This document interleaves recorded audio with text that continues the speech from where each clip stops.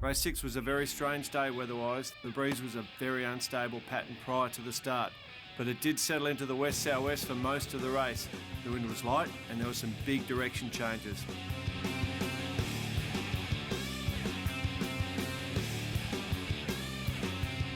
Today's is the long course. Competitors sail upwind to the top mark, pass a clearance buoy and run down through a gate where they can elect which way to round.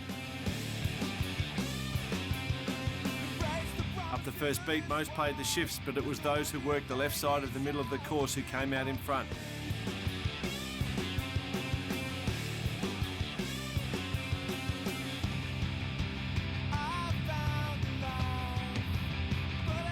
Christian Kellner and Robert Rhodes were the first to round the top mark ahead of Tor and Bell and Higgins and Marsh.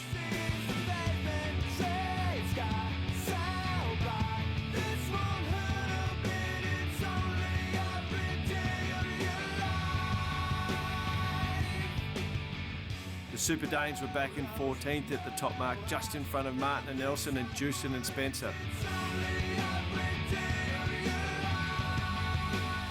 First run saw Tor and Bell move to the lead, and the first of many course changes we would see throughout the day.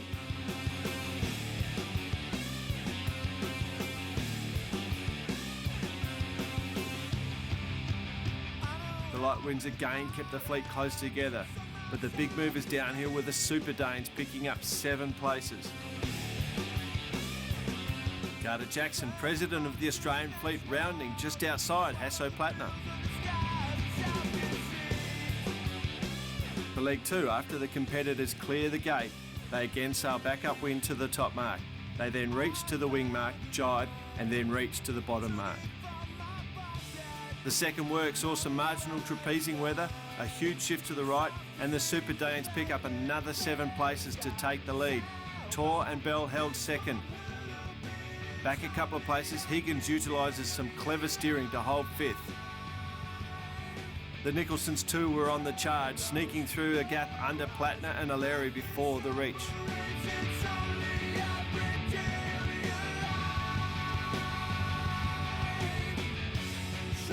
A big shift compressed the front of the fleet coming into the wing mark, allowing Hamlin and Lanzinger to get to 3rd and the Nicholsons to get to 4th.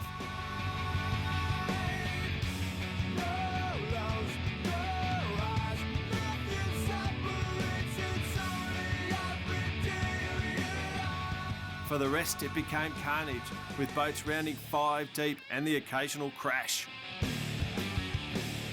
The holes in the wind were a sign of what was to come at the finish.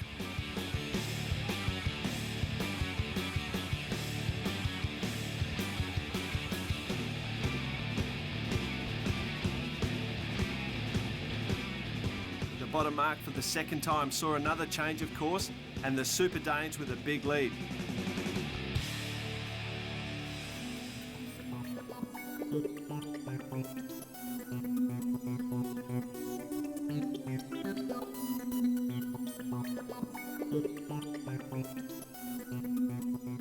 The compression before the wing mark also meant for a busy rounding.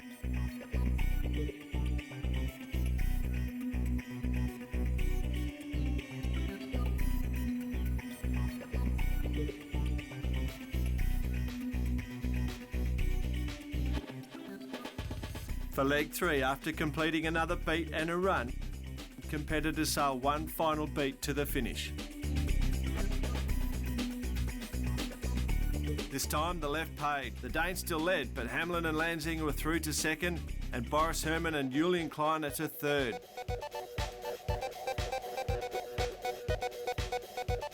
It was still marginal trapezing, which is very uncomfortable for the crews.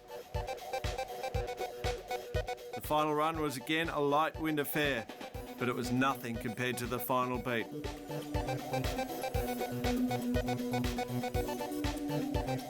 The Super Danes crept over the line in first, a minute in front of Hamlin and Lanzinger. Herman and Kleiner grabbed 3rd as a huge hole enveloped the fleet.